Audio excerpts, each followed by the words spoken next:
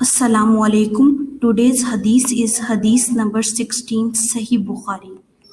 The topic of hadith Mubaraka is about ईमान की मिठास का बयान।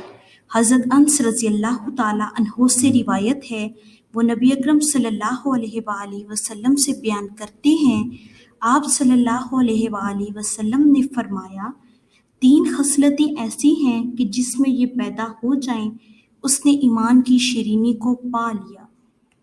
एक ये कि अल्लाह और उसका रसूल उसके नज़दीक बाकी चीज़ों से ज़्यादा महबूब हों, और जिस शख्स से भी मोहब्बत रखे महज अल्लाह के लिए मोहब्बत रखे, और वो कुफर में लौट जाने को ऐसा बुरा ख्याल करे जैसा कि आग में गिराए जाने को बुरा समझता है।